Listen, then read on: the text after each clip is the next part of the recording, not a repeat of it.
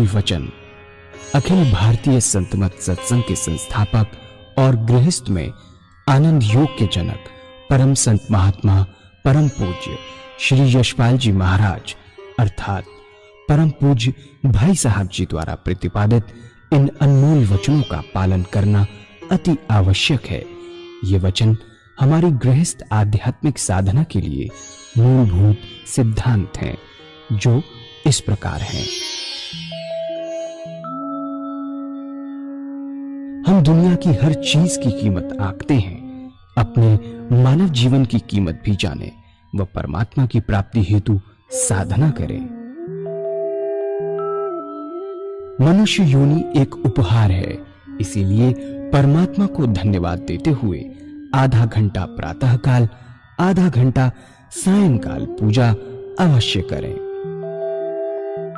सत्संग, सतनाम व सद्गुरु को प्राथमिकता देते हुए इसी के आधार पर ध्यान योगाभ्यास अवश्य करें व गृहस्थ के कार्यों को परमात्मा का कार्य समझकर उसी की याद में संपन्न करें। हर समय ये ध्यान रहे कि गुरु कृपा द्वारा परमात्मा की पवित्र सत्ता का हमारी आत्मा में वास है, अतः मन में निरंतर अपने इष्ट देव का जाप करें। मान सम्मान की इच्छा न करें व अपमान से दुखी न हो। परमात्मा के अतिरिक्त किसी और का भय न करें। दूसरों की बुराई न करें, न सुने, सत्य व मधुर बोलें, अश्लील शब्द मुंह से ना निकालें, सभी से नम्रतापूर्ण व सुंदर व्यवहार करें। धर्म पत्नी के अतिरिक्त अपने से बड़ी से माता जैसा, बराबर की से बहन जैसा व छोटी से पुत्री जैसा व्यवहार करें।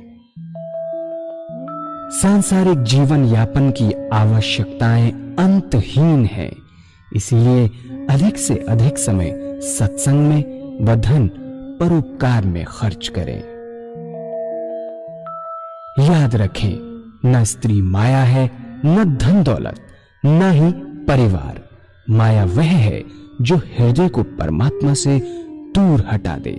अतः निरंतर सत्संग और सद्गुरु की शरण में रहने का प्रयास करें। भोजन अपने इष्ट को अर्पण कर प्रसाद रूप में परमात्मा की याद में करें। रात्रि में सोने से पहले अच्छे बुरे कार्यों का आत्मनिरीक्षण कर उसका समुचित पश्चाताप करते हुए ध्यान करें व प्रभु की गहरी याद में ही विश्राम करें। परमात्मा तू ही है, तेरी इच्छा पूर्ण हो।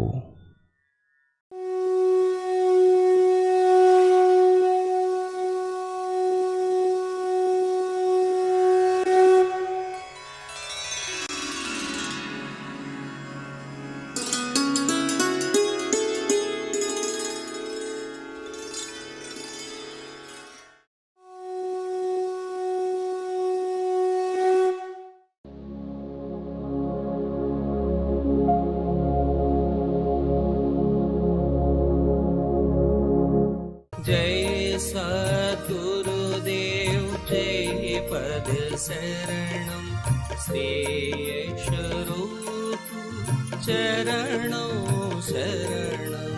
जय सद्गुरुदेव जय पद शरणम श्री स्वरूप चरणों शरणം। ചിലപ്പോൾ രാമനെ, ചിലപ്പോൾ കൃഷ്ണനെ, ചിലപ്പോൾ ദേവിയെ ഇങ്ങനെ ദിവസവും മാറ്റിയാൽ വിശേഷമായ ലാഭം ഉണ്ടാവുകയില്ല. പൂജയിൽ നിന്ന് ഉദ്ദേശിക്കുന്നത് ചിത്തത്തിന്റെ ഏകാഗ്രത പ്രാപിക്കലാണ്. അതിലും ഉപരിയായി പറയുകയാണെങ്കിൽ ചിത്തവൃത്തികളുടെ നിരോധമാണ്, അതായത് വിചാരശൂന്യത ഉണ്ടാകുക എന്നാണ്. ഇത് ഉണ്ടാകണമെങ്കിൽ ഒരേ ഒരു ഇഷ്ട ദേവോപാസന ഇല്ലാതെ പറ്റുകയില്ല. ഇന്നേവരേക്കും എത്രയെത്ര സാകാര ഉപാസകന്മാർ ഉണ്ടായും അവർ എല്ലാം തന്നെ ഒരേ ഇഷ്ടദേവന്റെ ഉപാസകരായിരുന്നു. പൂജ ചെയ്യുവാൻ പുല്ലിൻ്റെയോ കരിമ്പടത്തിൻ്റെയോ ആസനമാവാം. വൃത്തിയായ തുണി വിരിച്ച് രാത്രിയിൽ ഉടുത്ത വസ്ത്രം മാറ്റി പൂജയ്ക്കിരിക്കുക. കുളിക്കുവാൻ പറ്റിയില്ലെങ്കിൽ കുഴപ്പമില്ല. മുഖവും കൈകാലുകളും കഴുകി ചമ്രം പടഞ്ഞ് സുഖാസനത്തിൽ വളരെ ആനന്ദമായ അവസ്ഥയിൽ ഇരിക്കുക. ധൂപോ ചന്ദനത്തിരിയോ ഒരു ആത്മീയ അന്തരീക്ഷം ഉണ്ടാക്കുവാനായി കത്തിക്കുക. പിന്നെ തൻ്റെ ഇഷ്ടദേവനെ സശരീരം ജീവനോടെ തൻ്റെ മുന്നിൽ ഇരിക്കുന്നുവെന്ന് വിചാരിക്കുക. ശേഷം ഭക്തിഭാവത്തോടെ ഒരു ഭജന പാടുക. അപ്പോൾ ലൗകിക വിചാരങ്ങളെല്ലാം മാറി ബഹിർമുഖിയായ മനസ്സ് ഈശ്വരനിലാവും. ഇതിനുശേഷം നിങ്ങൾ ധ്യാനിക്കുമ്പോൾ പരിപൂർണ ധ്യാനം കിട്ടും. ആദ്യം ഇഷ്ടദേവന്റെ സ്വരൂപത്തെ മുന്നിൽ കാണുക. ആ രൂപത്തിൽ ധ്യാനം ശരിക്കും കിട്ടിയാൽ ആ പവിത്രമൂർത്തിയെ തൻ്റെ ഹൃദയത്തിൻ്റെ ഉള്ളിൽ കൊണ്ടുവന്നിരുത്തുക. അതീവ പ്രേമത്തോടുകൂടി യാതൊരു ചിന്തകളും വരാത്തവണ്ണം നമ്മുടെ ആത്മാവ് നമ്മുടെ മനസ്സിനെ നോക്കിക്കൊണ്ടേയിരിക്കും. മനസ്സ് ഇഷ്ടദേവനകളിൽ നിന്ന് വേർപെട്ടു എങ്കിൽ ആ മനസ്സിനെ വീണ്ടും മൂർത്തിയിലോട്ട് തന്നെ കൊണ്ടുവരിക. അപ്പോൾ വേറെ യാതൊരു വിചാരവും ഉണ്ടാവുകയില്ല. പതുക്കെ സുഷുപ്തിയിൽ ആണ്ടുപോകും. ഉണരുമ്പോൾ അതേ ധ്യാനം തന്നെ വീണ്ടും വരും. അപ്പോൾ നമുക്ക് സുന്ദരമായൊരു അനുഭൂതി ഉണ്ടാകും. ഹൃദയവും മസ്തിഷ്കവും ആനന്ദം കൊണ്ട് നിറഞ്ഞിരിക്കും. മസ്തിഷ്കത്തിൽ എത്രയും ഭാരം ഉണ്ടായിരുന്നുവോ അത് കുറഞ്ഞതായി അനുഭവപ്പെടും. ഇതാണ് പൂജയുടെ വിധി. ഇതാണ് സന്തമഹാത്മാക്കൾ നമുക്ക് പറഞ്ഞു തന്നിട്ടുള്ളത്. ഇത്തരത്തിൽ പൂജ ചെയ്താൽ ചിത്തത്തിന് ഏകാഗ്രത കിട്ടും. സുഷുപ്തിയിൽ നിന്നും പതുക്കെ പതുക്കെ അഭ്യാസം പുരോഗമിക്കുന്നതോടെ സഹജ സമാധിയിൽ പ്രവേശിക്കും. दूसरे भाई है जो निराकार भगवान के उपासक हैं, जो परमात्मा की मूर्ति को नहीं मानते, वो नाम को पकड़े, भगवान के नाम को पकड़े और उस नाम को चुने जो उनकी आत्मा को सबसे प्यारा लगता है। कोई ना कोई नाम से तो याद करते ही होंगे। हिंदू भाई ओम नाम, मुसलमान भाई अल्लाह, सिख भाई वाहगुरु, क्रिश्चियन भाई क्राइस्ट या गॉड। जो आपकी आत्मा को अच्छा लगे चुन सकते हैं। जो नाम आपकी आत्मा को प्यारा लगे उसे पकड़े। आसन वही है, सुख आसन से पलौती लगाकर बैठे, हृदय की तरफ निगाह रखें, आनंदमय अवस्था बनाए और ये ख्याल करें कि जब आपका हृदय दुख दुख करता है, जो हार्ट बीट होती है उससे ओम नाम निकल रहा है, जो नाम चुना है वो निकल रहा है। हृदय ओम ओम कह रहा है, जवान नहीं कह रही। शुरू में दिक्कत होती है, तब आप मानसिक जाप कर सकते हैं, ओम अल्लाह वाहेगुरु। धीरे धीरे ऐसी अवस्था आती है, आपको बहुत स्पष्ट सुनाई देने लगता है कि हृदय से ओम की आवाज निकल रही है। ऐसी हालत पैदा होती है, ना कोई दूसरा विचार रहता ना ख्याल, ऐसे चल्लीन हो जाते हैं, अपना होश नहीं रहता, अपने आप से गायब हो जाते हैं, विचार शून्य अवस्था हो जाती है। जब चेतन अवस्था में आते हैं तो वही नाम सुनते होते हैं। हमें एहसास होता है बड़े आनंद का कि हमारा मस्तिष्क अनुपम आनंद से भर गया, बड़ी शांति मिली। तो इन संतों ने पूजा का तरीका बताया। यदि इस तरीके से पूजा करेंगे तो हमको विशेष लाभ होगा, चित्त की एकाग्रता प्राप्त होगी, धीरे धीरे सुषुप्ति की अवस्था प्राप्त होगी, सुषुप्ति से सहज समाधि में प्रवेश कर जाएंगे। धीरे धीरे हमें आत्मा और उस परमात्मा का अनुभव होने लगेगा और एक दिन ऐसा आएगा कि हम उसे एकाकार हो जाएंगे, ज्योति से ज्योति मिल जाएगी। നിരാകാര ഉപാസകന്മാർ, അതായത് ഭഗവാന്റെ മൂർത്തിയെ അംഗീകരിക്കാത്തവർ എന്താണ് ചെയ്യേണ്ടത് എന്ന് നോക്കാം. അവർ പരമാത്മാവിന്റെ മൂർത്തിയെ മാനിക്കുന്നില്ല. അവർ ഭഗവാന്റെ നാമത്തെ കൊണ്ടാണ് ഉപാസന ചെയ്യേണ്ടത്. ഇവിടെയും ആ ഭഗവാന്റെ നിരവധി നാമങ്ങളിൽ നിന്ന് ഒരു നാമം തൻ്റെ ആത്മാവിന് ഏറ്റവും പ്രിയപ്പെട്ടത് തിരഞ്ഞെടുക്കുക. ഹിന്ദുക്കൾക്ക് ഓം നാമം, മുസ്ലിങ്ങൾക്ക് അള്ളാഹു, സിഖുകാർക്ക് വാഹഗുരു, ക്രിസ്ത്യാനികൾ ക്രൈസ്റ്റ്, ഗോഡ് എന്നെല്ലാം. പ്രധാനം എന്തെന്നാൽ തൻ്റെ ആത്മാവിന് ഏറ്റവും പ്രിയപ്പെട്ടതായത് അത് ഭഗവാന്റെ നാമമാകണം. ആസനം ആദ്യം പറഞ്ഞതാ മാതിരി സുഖാസനത്തിൽ വളരെ ആനന്ദമായ അവസ്ഥയിൽ ഇരുന്ന് നമ്മുടെ ശ്രദ്ധ ഹൃദയമിടിപ്പിലേക്ക് ആക്കി ഓരോ ഹൃദയമിടിപ്പിലും ഓം അല്ലെങ്കിൽ താൻ സ്വീകരിച്ച നാമമാണ് വരുന്നത് എന്ന് വിചാരിക്കുക. ഹൃദയം ഓം ഓം എന്ന് പറയുകയാണെന്ന് വിചാരിക്കുക. നാവ് കൊണ്ടല്ല, ഹൃദയം കൊണ്ട്. ആദ്യം വിഷമമുണ്ടാകും. അപ്പോൾ മനസ്സുകൊണ്ട് ഓം ഓം ഓം എന്ന് ജപിക്കുക. പരിശീലനം പുരോഗമിക്കുമ്പോൾ ഹൃദയമിടിപ്പിൽ കൂടെ നാമം വരുന്നതായി ശരിക്കും അനുഭവപ്പെടും. വേറെ ഒരു വിധ വിചാരവും ഓർമ്മയും ഉണ്ടാവുകയില്ല. നാം അതിൽ അത്രയും മുഴുകിയതിനാൽ മറ്റൊന്നിനെക്കുറിച്ചും ഓർമ്മ തന്നെ ഉണ്ടാവുകയില്ല. നമ്മെപ്പോലും മറന്നുപോകുന്ന വിചാര ശൂന്യത അനുഭവപ്പെടും. അതായത് സുഷുപ്തിയുടെ അവസ്ഥ.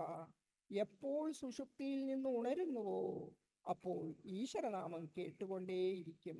അപ്പോൾ നമുക്ക് അനുഭവമായ ആനന്ദവും ശാന്തിയും കിട്ടിയെന്ന് തോന്നും. നമ്മുടെ സദ്ഗുരുക്കൾ ഈ വിധിയാണ് പറഞ്ഞു തന്നിരിക്കുന്നത്. ഇതിനെ ഇങ്ങനെ പൂജ ചെയ്യുന്നുവെങ്കിൽ നമുക്ക് പ്രത്യേക ലാഭമുണ്ടാകും. ചിത്തത്തിൻ്റെ ഏകാഗ്രത പ്രാപ്തമാകുന്നു. പതുക്കെ സുഷുപ്തിയിൽ നിന്നും സഹജ സമാധിയിലേക്ക് പ്രവേശിക്കും. പിന്നെ പതുക്കെ ആത്മദർശനം ലഭിക്കുന്നു. അങ്ങനെ പരമാത്മാവുമായി ഏകീകരിക്കുന്ന ഒരു ദിവസം വരും. ज्योति पहली सीढ़ी का दूसरा स्टेप, हर मनुष्य भोजन करता है और भोजन करने में आधा घंटा दोपहर को और आधा घंटा रात्रि को लगाता है। ये समय खाली है। दुनिया के काम का कोई भी व्यवहार हम नहीं कर रहे होते। इस भोजन के तरीके में परिवर्तन लाना पड़ेगा और वास्तव में पुराना तरीका हमारा यही था जो मैं आपके सामने रखूंगा। क्या हुआ कि वेस्टर्न कल्चर की छाप पड़ी हमारे ऊपर और हमारा स्टैंडर्ड 2.5 फुट ऊंचा हो गया। पहले जमीन पर बैठकर भोजन करते थे, अब मेज कुर्सी पर बैठकर भोजन करते हैं। इसमें कोई नुकसान नहीं, कोई नुकसान नहीं। नुकसान क्या है कि जितने दुनिया के वार्तालाप हैं वो हम खाने की मेज पर करते हैं क्योंकि हमने अपने आप को वेस्टर्नाइज कर लिया, पश्चिम सभ्यता को अपना लिया। इस तरीके में थोड़ी तब्दीली लानी होगी अगर आप आध्यात्मिक जिंदगी चाहते हैं तो। और परिवर्तन क्या है कि जब भोजन आपके सामने आए उसको अपने इष्टदेव के अर्पण कर दीजिए और हर ग्रास, हर कौर अपने परमात्मा की याद में खाएं। कोई भी चीज बगैर परमात्मा की याद के आपके शरीर में न जाए, कोई चीज बगैर परमात्मा के याद के न पिए। ये अभ्यास भोजन की एक विशेषता है कि भोजन इन विचारों में डूब कर किया जाता है। खून जो बनेगा उन्हीं विचारों का रंगा हुआ बनेगा। यदि आप भोजन परमात्मा की याद में डूब कर करेंगे, परमात्मा की याद करेंगे, जब भी आप खाली होंगे ऑटोमेटिक ईश्वर की याद आएगी अपने आप। और भक्ति के लिए जब तक आपका खून बदल नहीं जाता तब तक भक्ति नहीं आएगी। भगवान श्री कृष्ण ने गीता में 4 विशेष बात बतलाई। पहली आहार की शुद्धि, दूसरी विहार की शुद्धि, तीसरा अभ्यास, चौथा वैराग। तो ये आहार की शुद्धि जो हमें करनी है, इन संतों ने इतना आसान तरीका बतलाया कि कैसे सहूलियत से आहार की शुद्धि हो जाए। यदि इस तरीके से भोजन करेंगे परमात्मा की याद में डूबकर, तो जब खून बनेगा परमात्मा की याद का रंगा हुआ बनेगा। जब भी आप खाली होंगे ऑटोमेटिक परमात्मा की याद आएगी। दूसरी तब मन जाएगा ही नहीं, क्योंकि आप भोजन परमात्मा की याद में डूब कर रहे हैं। और पूजा में भी आधा घंटा परमात्मा की याद करते हैं, तो ये भोजन करने का समय ऑटोमेटिक पूजा में बदल जाएगा, आधा घंटा। तीसरी बात क्या है कि इन संतों ने बहुत भारी जोर दिया स्वादेंद्रिय निग्रह पर। जब तक स्वाद पर कंट्रोल नहीं हो जाता तब तक आत्मा की सारी इंद्रियों में कंट्रोल नहीं हो पाता। स्वाद पर कंट्रोल करने का सुंदर तरीका इन संतों ने बताया। बहुत से महात्मा बहुत कष्ट उठाते हैं स्वाद पर कंट्रोल करने के लिए। कोई फीका खाता है, कोई मीठा छोड़ता है, कोई सारी चीजें मिलाकर खाते हैं, बड़ा तप और तपस्या करते हैं। कोई कोई महात्मा तो घास घोट कर पीता है। हमारे सदगुरुओं ने बड़ा रैशनल तरीका बताया। आप परमात्मा की याद में भोजन कीजिए, ऑटोमेटिक स्वादेंद्रिय निग्रह हो जाएगा, स्वादों से आप ऊपर उठ जाएंगे। अब आपके पूजा के 2 घंटे हो गए। आधा घंटा सुबह पूजा मेडिटेशन, आधा घंटा शाम पूजा मेडिटेशन, आधा घंटा दोपहर भोजन। क्योंकि इसमें भी आप परमात्मा की याद, अपने इष्ट की याद करके करते हैं। That is meditation along with food. उसके बाद आधा घंटा रात्रि भोजन का। ये 2 घंटे आपके अपने हो गए। സാധന മൂലം നമ്മുടെ കർമ്മം ചെയ്യേണ്ട സമയത്തിന് യാതൊരു വിഘ്നവും ഉണ്ടാകരുതെന്ന് നമ്മുടെ സദ്ഗുരുക്കൾ പ്രത്യേകം ശ്രദ്ധിച്ചിരുന്നു. ആദ്യത്തെ പടിയിലെ രണ്ടാമത്തെ ഉപവിഭാഗമാണ് ഇപ്പോൾ പ്രതിപാദിക്കാൻ പോകുന്നത്. എല്ലാ മനുഷ്യരും ഭക്ഷണം കഴിക്കുന്നുണ്ട്. അതിനായി സാധാരണ അരമണിക്കൂർ ഉച്ചയ്ക്കും അരമണിക്കൂർ രാത്രിയും നാം ചിലവഴിക്കുന്നു. ഈ സമയം ഒഴിവു സമയമാണ്. ലോകത്തെ മറ്റൊരു കാര്യവും നാം ഇപ്പോൾ ചെയ്യുന്നില്ല. ഈ സമയം ഉപയോഗപ്രദമാക്കാൻ വേണ്ടത് എന്തെന്നാൽ ഭോജനം കഴിക്കുന്നതിൻ്റെ രീതി തന്നെ ഒന്ന് മാറ്റുകയേ വേണ്ടൂ. ശരിക്കു പറഞ്ഞാൽ ഇതൊരു പുതിയ രീതിയല്ല. നമ്മുടെ പ്രാചീനമായ രീതി ഇതുതന്നെയായിരുന്നു. അതിനെ ഞാൻ വിവരിക്കാം. പാശ്ചാത്യ സംസ്കാരം നമ്മളിൽ വളരെ പ്രഭാവം ചെലുത്തിയിട്ടുണ്ട്. അതുകൊണ്ട് നമ്മുടെ സ്റ്റാൻഡേർഡ് 2.5 അടി മുകളിലായി. പണ്ട് നമ്മൾ നിലത്തിരുന്നാണ് ഊണ് കഴിച്ചിരുന്നത്. ഇപ്പോൾ മേശയും കസേരയും മേലുമാണ് ഊണ് കഴിക്കുന്നത്. അതുകൊണ്ട് വലിയ കുഴപ്പമൊന്നുമില്ല. പക്ഷേ പ്രധാന വിഷമം എന്തെന്നാൽ ഈ ഊണിന്റെ സമയത്താണ് ലൗകികമായ എല്ലാ കാര്യങ്ങളും നാം ചർച്ച ചെയ്യുന്നത്. പശ്ചിമ സംസ്കാരത്തിന്റെ പ്രഭാവം നമ്മളിൽ വരുത്തിയ മാറ്റമാണിത്. നമുക്ക് ആധ്യാത്മിക ജീവിതം വേണമെങ്കിൽ ഈ ഭക്ഷണം കഴിക്കുന്ന രീതിയിൽ മാറ്റം വരുത്തുക തന്നെ വേണം. ആ പരിവർത്തനം എന്തെന്നാൽ ഭക്ഷണം നമ്മുടെ മുമ്പിൽ വിളമ്പിയാൽ അത് ഭഗവാന് അതായത്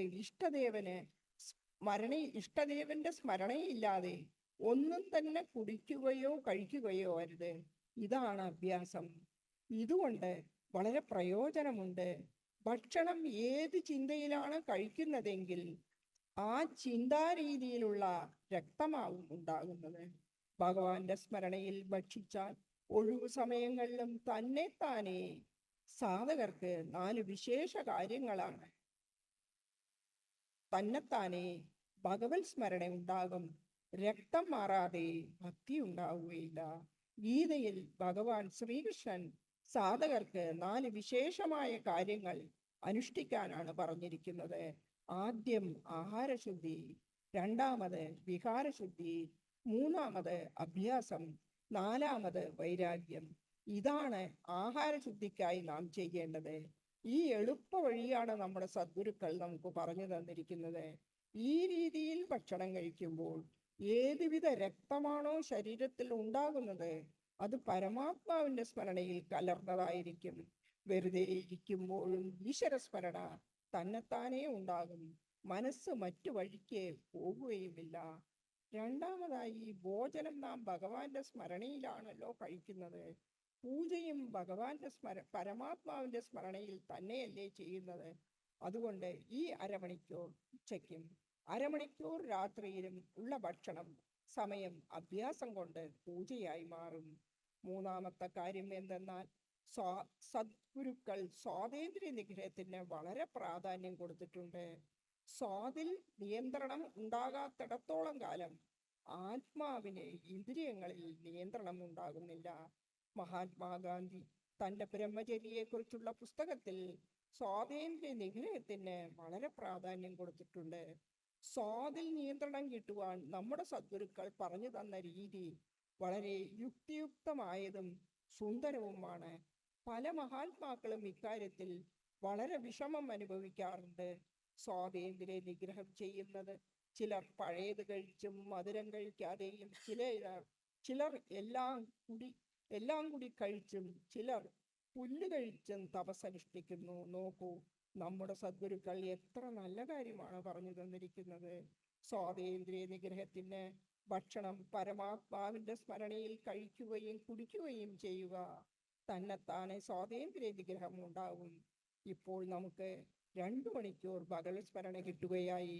അതായത് അരമണിക്കൂർ രാവിലത്തെ പൂജ, അരമണിക്കൂർ രാത്രി പൂജ, അരമണിക്കൂർ ഉച്ചഭക്ഷണം, അരമണിക്കൂർ രാത്രി ഭക്ഷണം. हर मनुष्य सोता है और सोने में 6 घंटे लगाते हैं, 6 घंटे सोते हैं। संतों ने बताया कि सोने से पहले अगर 20 मिनट परमात्मा को दे तो बहुत बड़ी बात हो जाएगी। अपने इष्ट देव को 20 मिनट कंसंट्रेशन ऑन बेड क्या है, बहुत बड़ी बात, विहार की शुद्धि हो जाएगी। इस पर भगवान श्री कृष्ण ने बड़ा भारी जोर दिया। कैसे होगी इसका तरीका संतों ने बताया। जब दुनिया के सारे काम समाप्त हो जाएं, आप अपने बिस्तर पर बैठे, आसन लगाने की जरूरत नहीं, बैठकर 2 काम कीजिए। पहला आत्मनिरीक्षण कैसे करें, अपनी आत्मा से पूछिए कि भगवान की आज आपसे कोई अच्छा काम हुआ क्या, जिससे दूसरी आत्मा प्रसन्न हुई हो। अगर ऐसा कोई परोपकार का काम आपने किया है, अपने इष्ट देव के अर्पण कर दीजिए कि हे प्रभु आपने कराया हो गया। फिर सोचिए कि आप में कोई कमी तो नहीं है, खराबी तो नहीं है। अपनी आत्मा से पूछिए, किसी के पास जाने की जरूरत नहीं, अपने आप अपनी आत्मा से। अगर कोई नहीं है खराबी, बहुत अच्छी बात है। अगर है, आपकी जिंदगी में झूठ है, जिंदगी में कपट है, जिंदगी में काम है, क्रोध है, लोभ है, मोह है, अहंकार है, अगर ऐसी कोई चीज नजर आती है तो इसके लिए प्रायश्चित करना बहुत आवश्यक है। और हम भगवान के सामने प्रायश्चित करें, किसी और के सामने नहीं। प्रायश्चित करें, परमात्मा हमें इन कमियों से मुक्ति करे। प्रार्थना बहुत बड़ी चीज है। अगर ऐसा करते हैं तो भगवान हमारी आत्मा को बहुत ऊंचा उठाता चला जाता है।